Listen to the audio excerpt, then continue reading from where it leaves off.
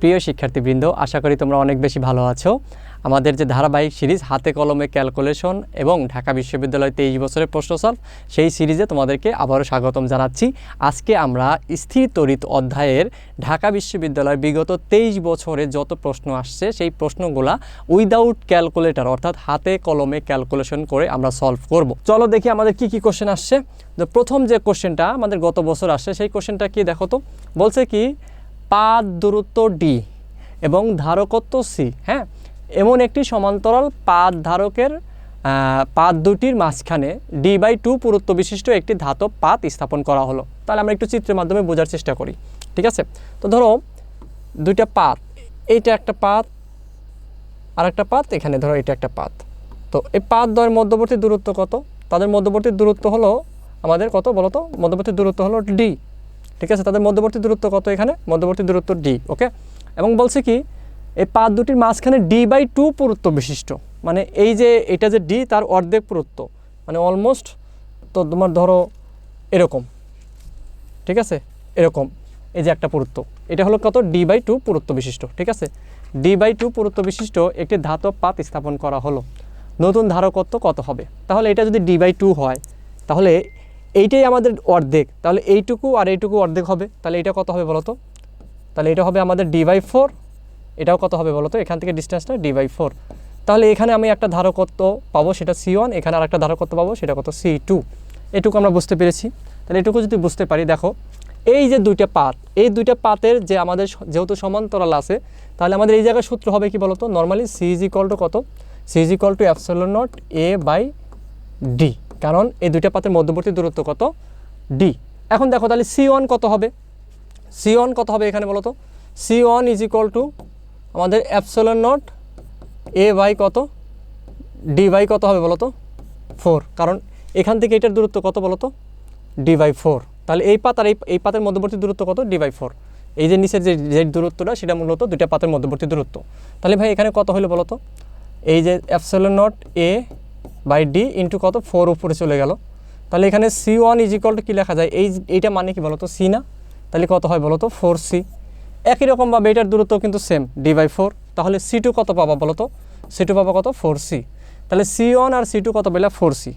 আচ্ছা দেখো তো এই যে এই c1 আর এই c2 পরস্পর কিসে যুক্ত আছে বলো তো? শ্রেণীতে না? তাহলে শ্রেণীতে যদি যুক্ত হয় তাহলে cs = কত হবে বলো তো? যেহেতু দুইটা ধারকের মান সমান, তাহলে আমার কি হবে বলো তো? 4c বাই কত? ধারক সংখ্যা কয়টা? দুইটা, তাহলে 2। তাহলে কত হবে? তুমি যে 1/4c করলে এটাই আসবে আলটিমেটলি cs, হ্যাঁ? তাহলে কত হবে বলো তো? 2c। তাহলে আমাদের অ্যান্সার কত হবে বলো তো? 2c। অ্যান্সার কত এখানে? 2c, ওকে। Answer 2c।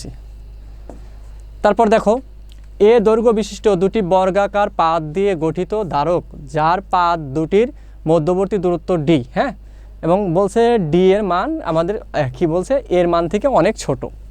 ধারকের সমস্ত রৈখিক মাত্রা 3 গুণ, মানে যা যতগুলো রাশি আছে, রৈখিক মাত্রা বলতে এখানে বুঝেছি যে কটা রাশি আছে সেই রাশিগুলো কয় গুণ করছে? 3 গুণ করছে। ধারকত্ব কত পরিবর্তন হবে? ওকে। তাহলে এখানে কি বলছে? এ দৈর্ঘ্য বিশিষ্ট দুটি বর্গাকার পাত দিয়ে গঠিত ধারক, ঠিক আছে, পাত দুটির, ওকে, মানে দুইটা পাত। কয়টা পাত? দুইটা পাত। তাহলে এখানে দেখো c = কত হবে বলো তো? ε0 a/d। তাহলে এখান থেকে আমরা কি পাই? c = কত? a/d। এইসব MCQ করার ক্ষেত্রে তুমি তো মেইন নিয়মে করতে গেলে তো সময় লাগবে, সম্পর্ক দিয়ে করার চেষ্টা করবা বেশি। যেহেতু বলছে ভাই এই পাতটা কি বলো তো? বর্গাকার পাত। পাতটা আমার আয়তাকারও হতে পারে, বর্গাকারও হতে পারে। যেহেতু বর্গাকার পাত, তার মানে কি তার বাহুর সমান। তাহলে আমরা সেই জায়গা থেকে আমরা কি লিখতে পারি? বর্গাকার পাতের ক্ষেত্রে বর্গাকার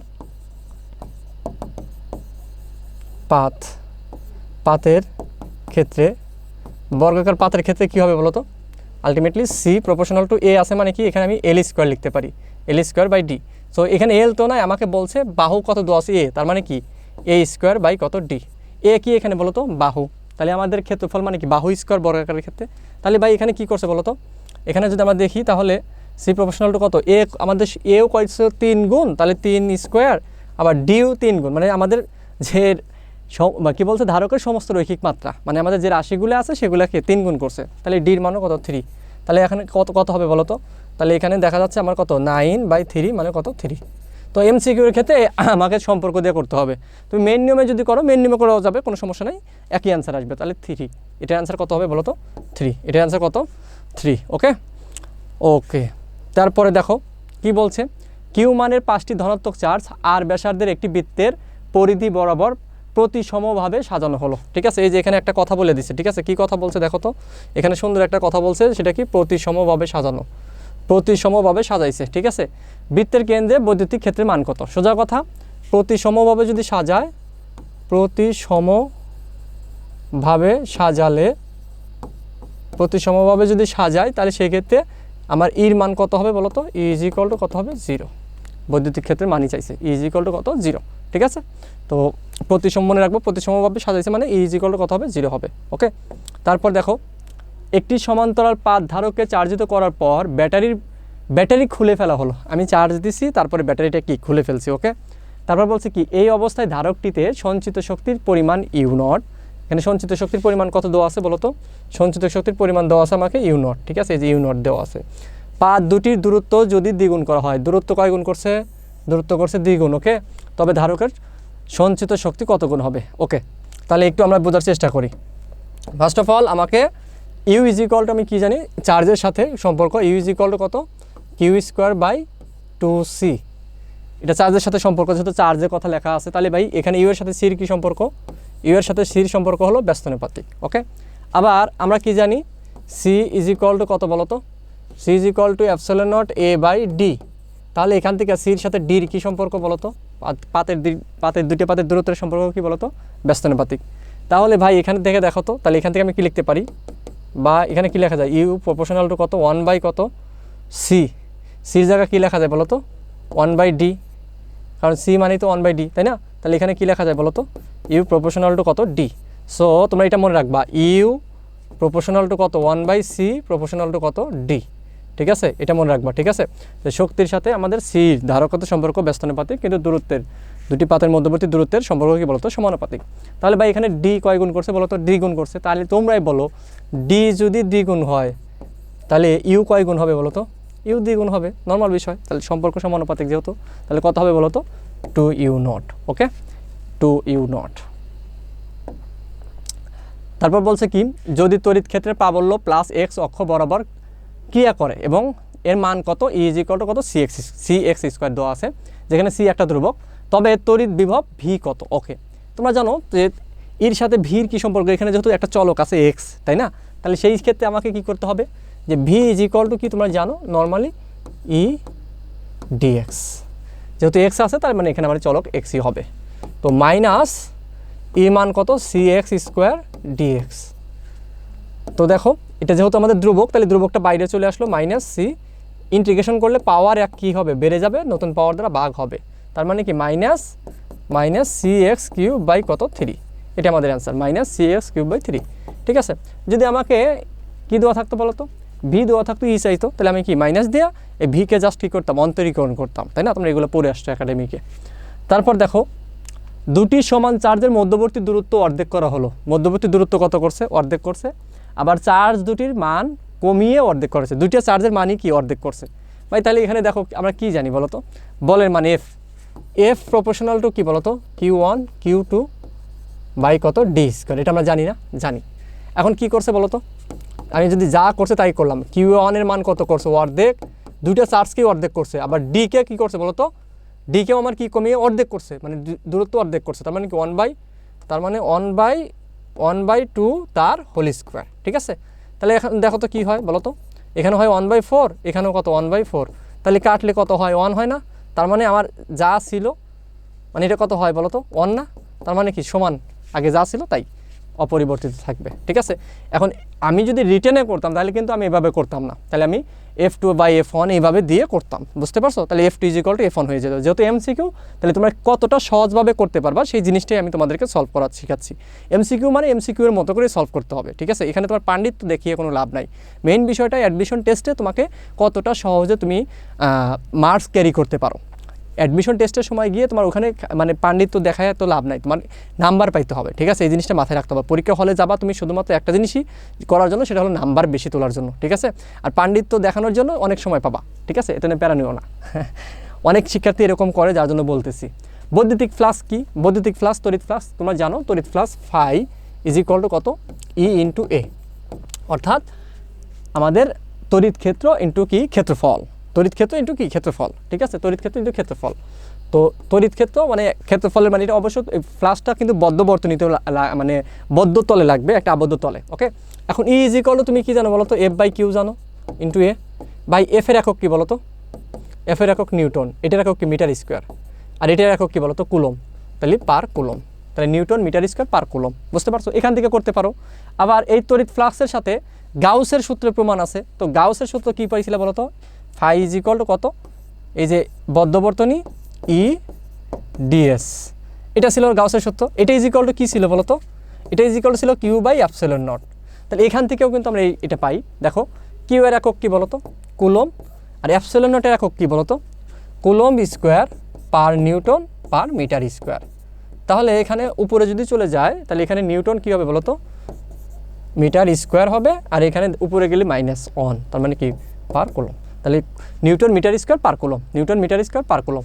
এটা তুমি যেভাবে করো না কেন ultimately newton metre square per coulomb, এভাবেও করলে newton metre square per coulomb, এভাবে করলেও হবে, ঠিক আছে। তাহলে আমাদের বৈদ্যুতিক ফ্লাস্কের একক কি newton metre square per coulomb. তারপর দেখো একটি বিন্দু চার্জ হতে 2 মিটার দূরত্বে তড়িৎ ক্ষেত্রে পাবলের মান ই, কয় মিটার দূরত্বে তড়িৎ 2 মিটার, আর 1 মিটার দূরত্বে তড়িৎ ক্ষেত্রে পাবলের মান কত হবে। ওকে, তাহলে দেখো এর সাথে আর এর কী সম্পর্ক, আমাদের বর্গের ব্যস্তানুপাতিক। ইজ ইকুয়াল টু কত ছিল, ইজ ইকুয়াল টু ছিল এরকম 1/4 pi epsilon not Q by কত আর স্কোয়ার, এটা ছিল না। এখানে আমাদের চার্জের মান কিন্তু চেঞ্জ করে নাই, তাহলে মানে আমাদের এখানে এর সাথে শুধু আর সম্পর্ক দেখালেই হবে। সো আমাকে কী বের করতে বলছে বলতো E2, তাহলে E2 by E1 is equal to কত, আমাদের R1 বাই R2 তার হোল স্কোয়ার, এটা না, এটাই তো নাকি। এখন একটু খেয়াল করে দেখো যে R1 কত আমাদের 2 আর R2 কত 1, তাহলে স্কোয়ার করলে কত 4, তাহলে E2 ইজ ইকুয়াল টু কত আসতেছে 4 E1, E1 মানে কত ই ধরছে, E1 মানে আমরা ই ধরলে তাহলে কত হবে 4E। তো দেখো এটা কিন্তু আমরা মুখে মুখে করতে পারি ভাই, কেন দেখো দূরত্ব ছিল 2 মিটার, আবারও শোনো দূরত্ব ছিল কয় মিটার 2 মিটার, দূরত্ব কমায় কত হয়েছে 1 মিটার, মানে দূরত্ব অর্ধেক হয়েছে। আর দূরত্ব যদি অর্ধেক হয় তাহলে এর মান কী হবে বলো তো বর্গের ব্যস্তানুপাতিক মানে কি, তাহলে এটা 4 গুণ। যেহেতু আমাদের আর অর্ধেক হয়ে গেছে, আগে ছিল 2 মিটার পরে হয়েছে 1 মিটার, তার মানে কি হলো অর্ধেক হলো, তাহলে অর্ধেক হলে ই কত হবে 4 গুণ। এটা মুখে মুখে করা যায়, ঠিক আছে। তারপর দেখো কি বলছে, একটি তড়িৎ দ্বিপোলের জন্য তড়িৎ ক্ষেত্রে দূরত্ব আর এর সাথে কীভাবে পড়ে। তোমরা জানো যে দ্বিপোল বা ইলেকট্রিক ডাইপোল যেটাই বলো না কেন, তড়িৎ দ্বিমেরু। তো তড়িৎ দ্বিমেরুর ক্ষেত্রে সবসময় মনে রাখবা আমাদের নর্মালি এর সাথে আর এর কী সম্পর্ক বলো তো বর্গের ব্যস্তানুপাতিক। তড়িৎ ক্ষেত্রের সাথে আর কী সম্পর্ক বর্গের ব্যস্তানুপাতিক, কিন্তু যখনই তড়িৎ দ্বিমেরু আসবে, তড়িৎ দ্বিমেরু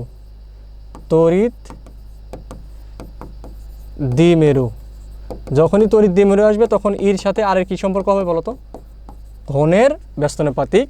আর বিভবের কী সম্পর্ক হবে, বিভবের বর্গের ব্যস্তানুপাতিক। নর্মালি বির সাথে আর কী সম্পর্ক বলো তো নর্মাল ব্যস্তানুপাতিক, বাট যখনই তোমার দ্বিপোল আসবে তখনই আর একটা করে বেড়ে যাবে। তো এইগুলোর সূত্রগুলো একটু অবশ্যই দেখবা, ঠিক আছে, এগুলোর সূত্রগুলো কিন্তু গুরুত্বপূর্ণ। সো আমাদের এর সাথে আর কী সম্পর্ক বলো তো, এর সাথে আর সম্পর্ক হলো ঘনের ব্যস্তানুপাতিক, ঠিক আছে, বুঝতে পেরেছ। যখনই তড়িৎ দ্বিপোল আসবে বা ইলেকট্রিক ডাইপোল আসবে, ঠিক আছে, তখনই আর একটা করে বাড়বে। ওকে, নিচে বাড়বে কিন্তু, হ্যাঁ। তারপর দেখো 5 মাইক্রোফ্যারাডের 5টি ধারক সিরিজে যুক্ত করলে তাহলে ওই ধারকগুলো সমতুল্য ধারক কত। দেখো এখানে আমাদের ধারক কয়টা আছে বলো তো, এখানে ধারক আছে কয়টা 5টা, প্রত্যেকটা ধারকের মান কত 5, ঠিক আছে, প্রত্যেকটা ধারকের মান কত 5।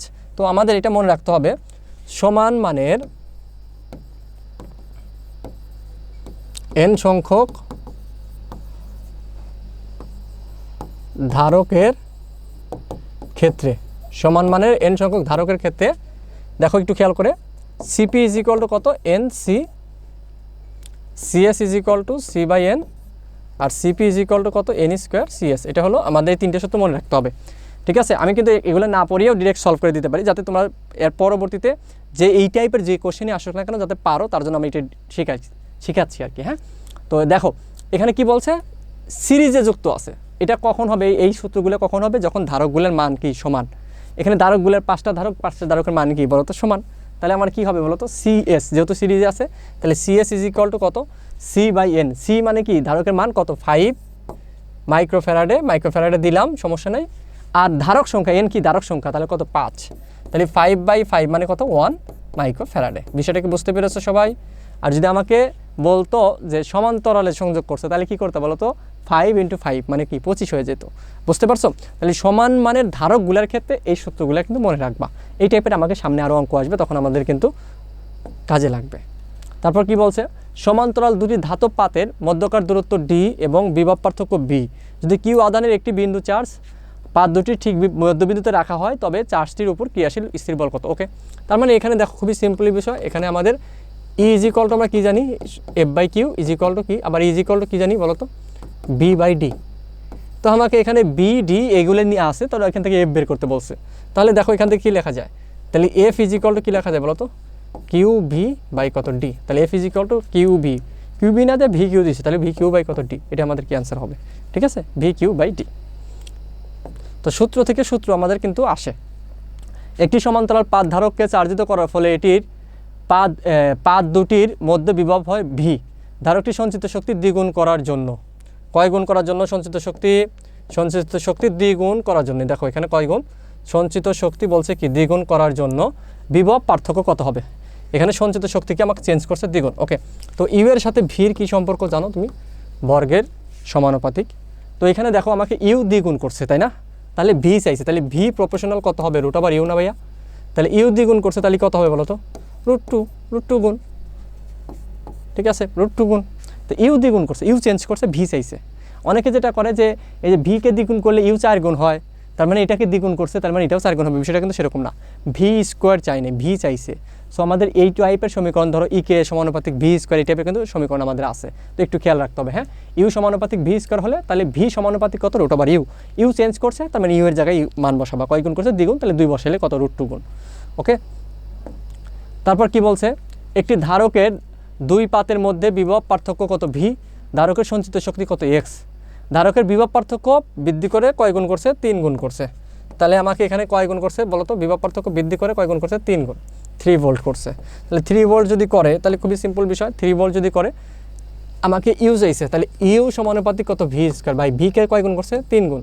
তাহলে আমার 3 স্কোয়ার মানে কত বলো তো, 9। তাহলে 9x, তার মানে কত, 9x। ঠিক আছে, 9 গুণ। ওকে, 9 গুণ। তারপর কি বলছে, একটি বৈদ্যুতিক দ্বিপোলকে অসম বৈদ্যুতিক ক্ষেত্রে 30 ডিগ্রি কোণে রাখা হলে দ্বিপোলটিতে কি সংঘটিত হবে। মানে এখানে আমাদের দেখো যে দ্বিপোলটা আছে, বৈদ্যুতিক দ্বিপোল আছে। ঠিক আছে, মানে ডাইপোল যেটা আর কি, ডাইপোল।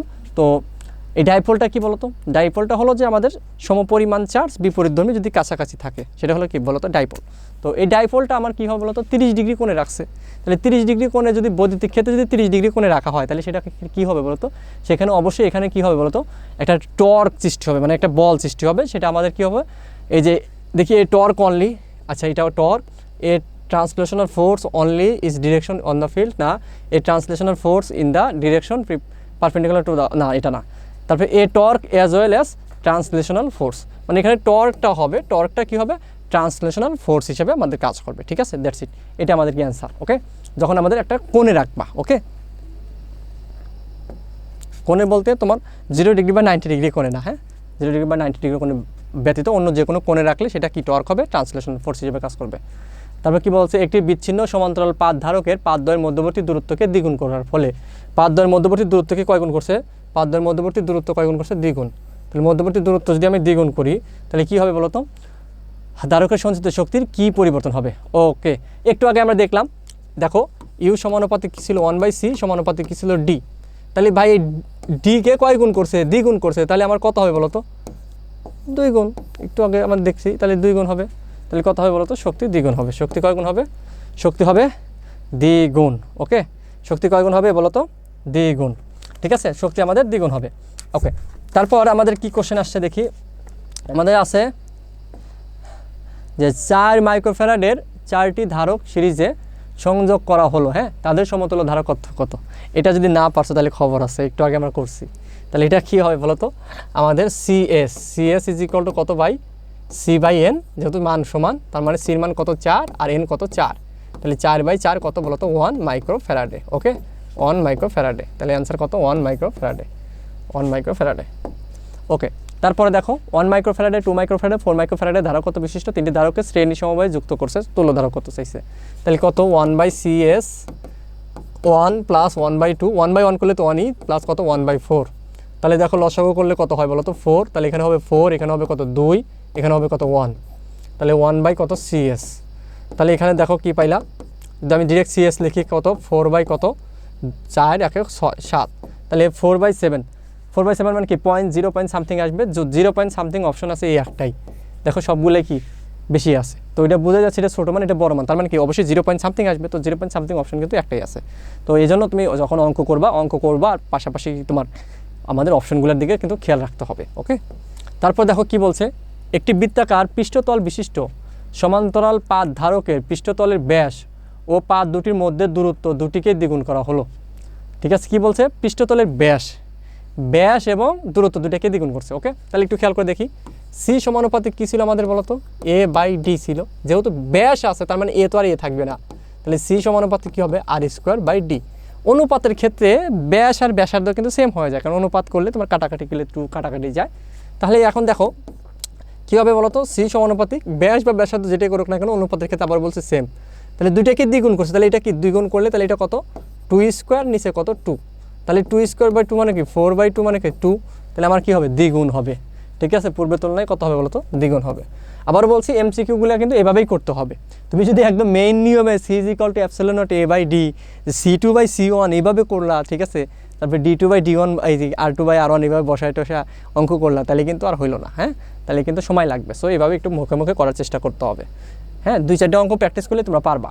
বলছে কি দুটি সমান ধারকত্বের ধারককে প্রথমে কিসে বলতো শ্রেণীতে, পরে কি সমান্তরালে সংযুক্ত করা হলো, শ্রেণীতে ও সমান্তরাল।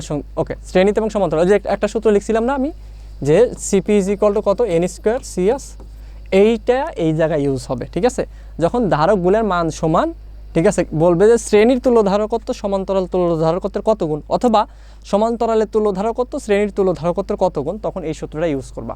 এখানে কি বলছে বলতো, শ্রেণী ও সমান্তরাল সংযুক্ত তুল্য ধারকত্ব, এখানে কিন্তু শ্রেণী আর সমান্তরাল বলছে, তার মানে আমাকে CS/CP করতে হবে, তাই না?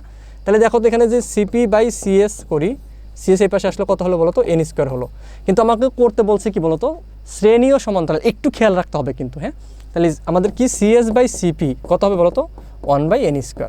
ধারক n কি ধারক সংখ্যা, কয়টা ধারক বলতো 2টা, তাহলে কত হবে 1/2² মানে কত 1/4, তাহলে আমার কত হবে বলতো 1:4। বুঝতে পারছো, এই জায়গাটা একটু খেয়াল রাখবা যে শ্রেণীতে আর সমান্তরাল তুল্য ধারকত্বের অনুপাত, নাকি তোমাকে বলছে যে সমান্তরাল ও শ্রেণীর। ঠিক আছে, এটা একটু খেয়াল রাখতে হবে।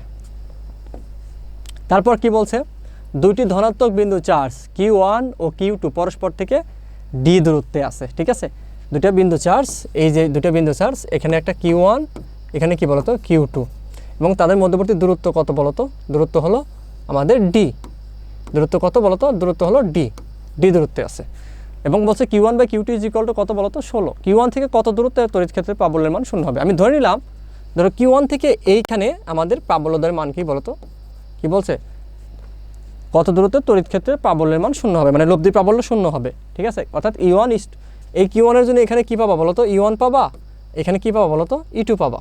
তো এই E1 আর E2 কি হবে বলতো সেম হবে, লব্ধি প্রাবল্য 0 মানে কি E1 = E2।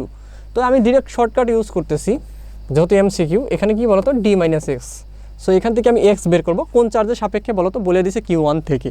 তো Q1 থেকে যদি X চার্জ হয় তাহলে X = কত D/1 + যেই চার্জের সাপেক্ষে সেই চার্জ হবে নিচে, অপর চার্জ উপরে।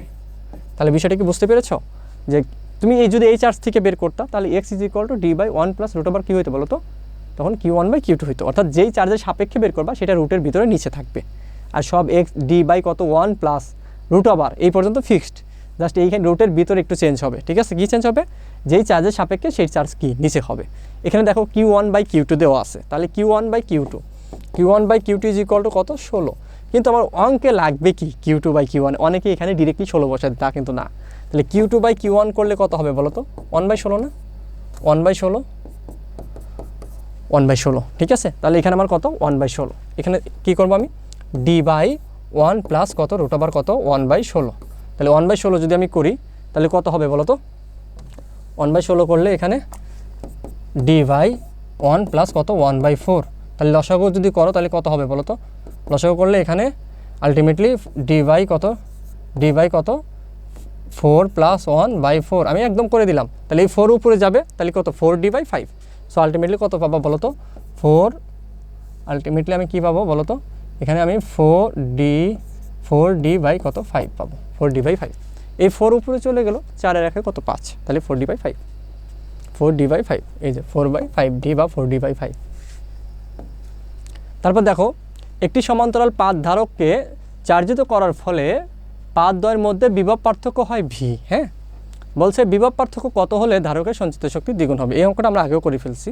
তারপরে দেখি যে ইউ সমানুপাতিক কত ভি স্কোয়ার, আমাকে ইউ দ্বিগুণ করছে, ভি চাইছে, তাহলে ভি সমানুপাতিক কত √ইউ। ভাই ইউ কয় গুণ করছে, দ্বিগুণ করছে, তাহলে ভি সমানুপাতিক কত √, কত 2, তার মানে √2 গুণ হবে। এই কোশ্চেনটা কিন্তু আমরা ঢাকা বিশ্ববিদ্যালয়ে এর আগেও আসছিল, তাই না, আমরা সলভ করছি। তো তারপরে দেখো কি বলছে যে একটি সমান্তরাল প্লেট ক্যাপাসিটরের প্লেটের ক্ষেত্রফল কত 2m²। ওকে, বলছে প্লেট দুইটির মধ্যে পরাবৈদ্যুতিক বস্তু প্রবেশ করানো হলো যার আপেক্ষিক পারমিটিভিটি কে এর মান কত বলো তো, কে এর মান এখানে কত, আপেক্ষিক পারমিটিভিটি কে এর মান কত, এখানে আমাদের 6, কে এর মান 6। এখন ধারকত্ব পূর্বের তুলনায় কত গুণ হবে। তো দেখো আমাদের সির সাথে কে এর কী সম্পর্ক বলো তো, C is equal to epsilon nought. কী বলছে, দুটি সমান্তরাল প্লেট মানে কি এপসিলন নট কে এ বাই কত ডি। তাহলে দেখো তো এখানে আমাদের কে এর মান কত, তাহলে কে আমি যদি দেখি কে এর মান কত 6, তাহলে কত 6 into epsilon not A by কত ডি। তাহলে আমাদের কি হবে বলো তো, এটা মানে কি আমাদের বলো তো 6c, তার মানে আমাদের কি হয়ে যাচ্ছে বলো তো, আমি যদি পরিবর্তে 2 দেখি, তো আলটিমেটলি আমাদের কি হয়ে যাচ্ছে 6c1। তো এটা যদি আমাদের c1 হয়, আমি এর মান বসাইলাম না, তো c1 হয়, তার মানে কয় গুণ হয়ে যাচ্ছে বলো তো 6 গুণ। ঠিক আছে, কয় গুণ হয়ে যাচ্ছে 6 গুণ। ওকে, নর্মালি এটা মনে রাখবা যে সির সাথে কে এর কী সম্পর্ক বলো তো, সির সাথে কে এর সম্পর্ক হলো সমানুপাতিক। ঠিক আছে, সির সাথে কে এর সম্পর্ক কী বলো তো, সমানুপাতিক। এটা মনে রাখতে হবে আমাদের, যদি এটা মনে রাখতে হবে তাহলে হয়ে গেল। তাহলে কে এর মান আমি যত গুণ করবো তত কি বাড়বে। ঠিক আছে, কে এর মান যদি 10 গুণ করো তাহলে সির মান কি 10 গুণ বাড়বে। ওকে, তারপরে দেখো কি বলছে, দুটি চার্জ যথাক্রমে -60 কুলম্ব এবং +60 কুলম্ব পরস্পর থেকে 0.12 মিটার দূরত্ব অবস্থিত। চার্জ দুটি সংযোজক রেখার ঠিক মধ্যস্থলে প্রাবল্য কত হবে। এটা কিন্তু অনেক ইম্পর্টেন্ট। হ্যাঁ, এটা ইম্পর্টেন্ট, এটা আমাদের রিটেনেও আসতে পারে। ঠিক আছে, একটু বোঝার চেষ্টা করো, সবাই একটু বোঝার চেষ্টা করো। দেখো এইখানে -60 কুলম্ব চার্জ আছে, আর এখানে আছে কি +60 কুলম্ব। ওকে, তো বলছে কি তাদের মধ্যবর্তী দূরত্ব কত, মধ্যবর্তী দূরত্ব হলো আমাদের 0. কত বলো তো 0.12 মিটার। তাহলে মাঝের যে বিন্দুটা এটা, তাহলে এটা কত হবে বলো তো 0.06 মিটার। কিন্তু হ্যাঁ 0.6 মিটার দিলে তো 1.2 আসবে, আমাদের একটু ভালো করে লিখি 0.12 মিটার। তাহলে এটা কত 0.06 মিটার হবে, তাই না, 0.06 যোগ করলে 0.12 মিটার হয়। বলছে কি চার্জ যদি সংযোগ রেখার ঠিক মধ্যস্থলে প্রাবল্য কত। আচ্ছা, এই চার্জের জন্য এখানে একটা প্রাবল্য পাবা, সেই প্রাবল্যটা কত বলো তো E1। এই E1 এর ডিরেকশনটা কী বলো তো, সবসময় কি মাইনাস চার্জ তার নিজের দিকে টানে এদিকে, আর প্লাস চার্জ দেখো এখানে যেটা পাবা সেটা ধরলাম আমি কত E2। তাহলে এই E2 ডিরেকশনটা কী বলো তো একই দিকে না, এদিকে না। E2 ডিরেকশন হলো এই যেই বিন্দু থেকে, যে চার্জ থেকে যেই বিন্দুতে বের করবা ওই বিন্দুর সংযোজক রেখার বরাবর যাবে। তার মানে কি E2 যেদিকে E1ও কিন্তু সেই দিকে। তাহলে সেক্ষেত্রে আমি যে দুইটা চার্জ পাচ্ছি মানে E পাচ্ছি, প্রাবল্য পাচ্ছি E, তাহলে E যেহেতু আমার একই দিকে, তাহলে E ইজ ইকুয়াল টু কত হবে বলো তো, আলটিমেটলি E1 + E2 হবে, তাই না, ডিরেকশন যেহেতু সেম। কেন বলো তো, কারণ 0 ডিগ্রি, কী ডিগ্রি বলো তো 0 ডিগ্রি। 0 ডিগ্রি যদি হয় তাহলে লব্ধি প্রাবল্য দেখো এখান থেকে তোমরা জানো E ইজ ইকুয়াল টু কত E1 square plus E2 square plus 2E1 E2 cos। যে আমি 0 ডিগ্রি বসাই তাহলে এখানে আলটিমেটলি কী পাবো, আমি একবারে লিখে দিলাম, তোমরা জানো এটা বারবার করছো E2। তাহলে E ইজ ইকুয়াল টু কত E1 + E2। তাহলে আমি E1 এর মানটা একটু বের করার চেষ্টা করি। দেখো E1 যদি আমি বের করি E1, তাহলে E1 ইজ ইকুয়াল টু কত হবে বলো তো, একটু ফাঁকা রেখে করি। তাহলে E1 ইজ ইকুয়াল টু আমাদের কত 9 × 10⁻⁴ কত 9 × কিউ কত আমাদের 60। যখন আমি হিসাব করবো তখন তো মাইনাস নেওয়ার প্রয়োজন নেই। দূরত্ব কত 0.06 স্কোয়ার। আচ্ছা 0.06কে যদি স্কোয়ার করি তার মানে এখানে আমি কত হবে দেখো, এখানে হয় কত যদি বলি তাহলে কত হবে 6 নং 54, উপরে দেখি করি, তাহলে 6 নং কত 54, 540, 540 ইন্টু কত 10 টু দি পাওয়ার কত 9 বাই কত, এখানে বাই হলো এখানে 0.0036, যেহেতু স্কোয়ার তার মানে কি 0 ডাবল হয়ে যাবে, 636, ওকে। এটাকে একটু করতে চাইলে যদি আমি ভেঙে করি তাহলে কি হবে বলো তো, এটাকে আমি যদি লিখি 5.4, এই পাশে লিখি, দেখো 5.4, তাহলে 5.4 যদি লিখি তাহলে এখানে কত হবে, 2 শূন্য উপরে চলে যাবে, তাহলে কত হবে 10 টু কত, আলটিমেটলি আমার কত হবে বলো তো 11। তারপর দেখো এটা যদি 3.6 লিখি, 3.6 লিখি 10 টু কত হবে -3, 1 2 3 মানে 10 -3, বুঝতে পারছো? এটাকে যদি 3.6 লিখলে যে 10 টু -3 হয়, মানে 1000 দ্বারা গুণ করতেছি, ঠিক আছে? তো সেই ক্ষেত্রে আমাদের কি এটা যদি না বোঝো তাহলে হবে নাকি, এটা কিন্তু হবে, ওকে। তাহলে দেখো এই জায়গাটা কি হবে,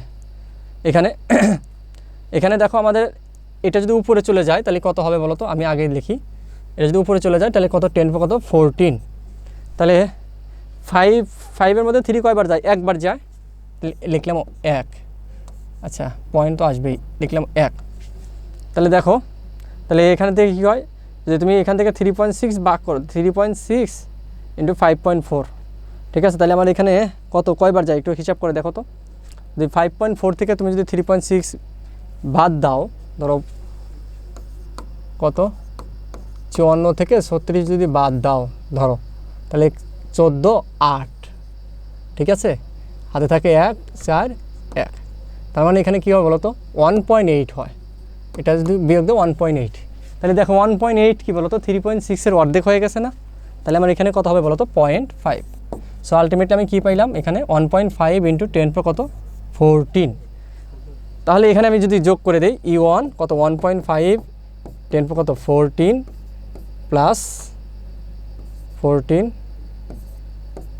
1.5 ইন্টু 10 কত 14, তাহলে কত হবে 1.5 আর 1.5 যোগ করলে কত হবে 3, 10 কত 14, বুঝতে পারছো? তাহলে এখানে কত 3 ইন্টু 10 কত 14, ঠিক আছে? যদি এটা একটু তোমার ক্যালকুলেশনটা একটু সময় লাগছে, কারণ এরকম 2-1টা কোশ্চেন থাকবে যেগুলো তোমার ক্যালকুলেশন করতে কি একটু সময় লাগবে, হ্যাঁ এরকম 2-1টা কোশ্চেন কিন্তু থাকবে, কারণ আর কিছু নেই, জাস্ট একটু বেশি বেশি প্র্যাকটিস করলেই হয়ে যাবে।